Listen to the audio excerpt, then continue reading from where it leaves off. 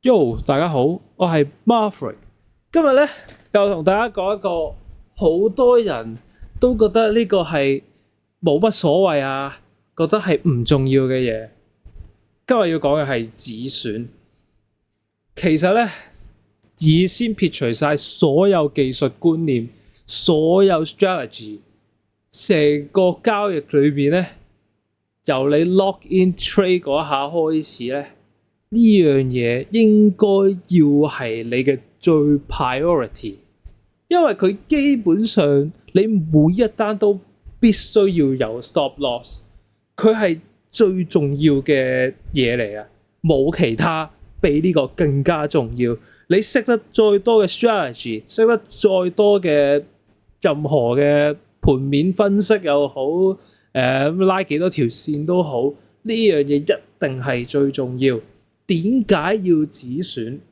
因為就算你再叻都好，市場永遠都有機會同你諗嘅係唔一樣。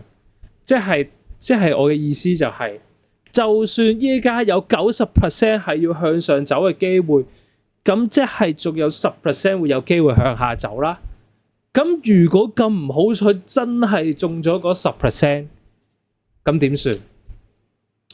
冇人可以100% 做啱嘅，可以同你講話你哋呢度一定必賺一定必定睇啱嗰啲係冇可能嘅。作為一個誠實嘅 day trader，我又唔係啲咩超級 rich， 又唔係啲咩超級成功，但係叫做可以穩定獲利嘅人，我都唔會同你哋講可以100% 睇啱。我個 strategy 再屌都好，佢都會有機會係錯嘅。OK， 只不過係真係可以將佢個勝率提高到一個點，但係都唔可以100% 擔保嘅。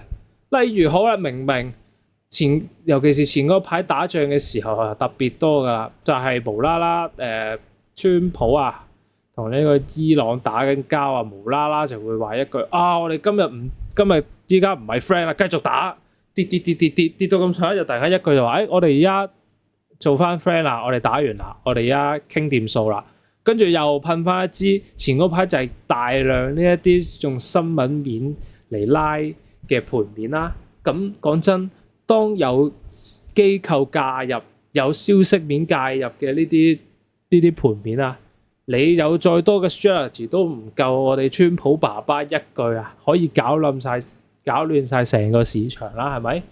咁所以真正勁嘅人其實咧佢哋唔係要諗樣點樣每次都贏，反而更加係要諗係輸嘅時候我可以用最少嘅嘢嚟輸，贏嘅時候我可以盡量贏得有幾多得幾多，都唔會攞晒噶啦。但係你可以基本上確保你輸個量一定唔會多得去邊。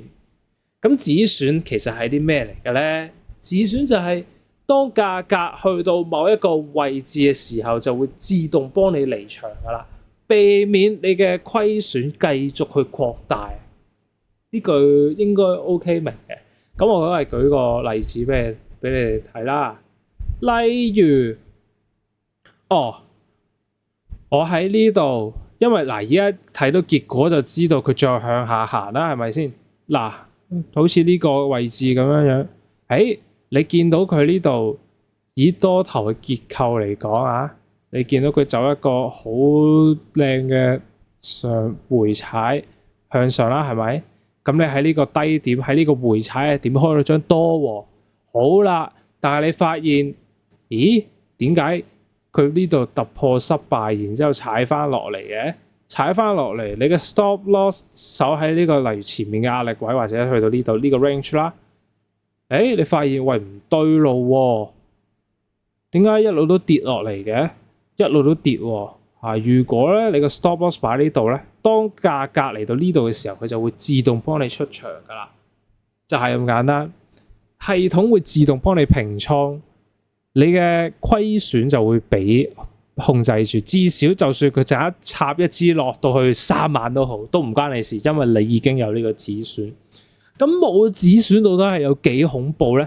好多新手都係跌咗，唔夠膽面對，唔點走張單，等多陣覺得會反彈，然之後咧張單就會越嚟越深㗎啦。你試諗下，假設你喺度開張多，覺得呢度係底部 W 啊嘛，係咪？呢度係底部，然之後佢一路跌，等到嚟呢度，你嘅倉位有冇辦法可以承受到519%嘅槓桿咧？咁就唔知啦。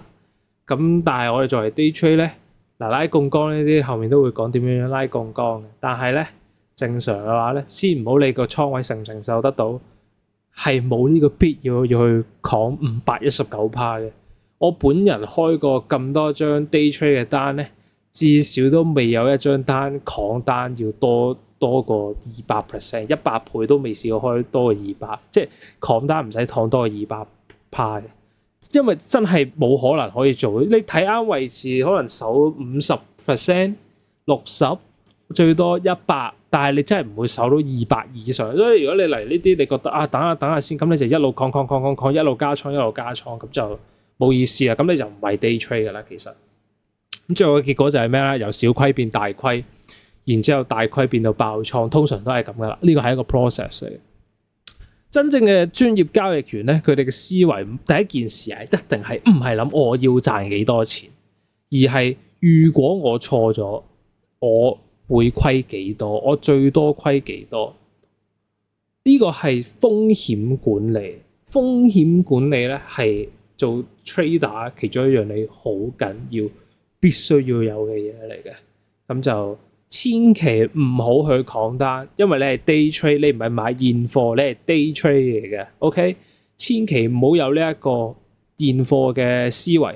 我都有現貨，我玩現貨係另一種玩法，但係我喺 day trade 上邊，我一定唔會俾自己要去扛呢啲咁多。頭先講過啦，我最多都係200%，曾經試過，所以千祈唔好有呢一個錯誤嘅想法，覺得我要扛得到張單翻嚟，呢個諗法係極度之錯誤嘅。OK， 咁就新手記得一定千祈唔好做呢樣嘢啦，因為第一你會好辛苦，第二如果俾你扛到一次翻嚟，你以後都會扛單，你只會越扛越多，越扛越上癮，所以千祈唔好做呢樣嘢。OK， 好啦，咁今次呢個就係講呢一個止損啦，咁下次咧就講下呢一個手續費到底係啲乜嘢嚟。好，我係 Maverick，咁就下條片再見，拜拜。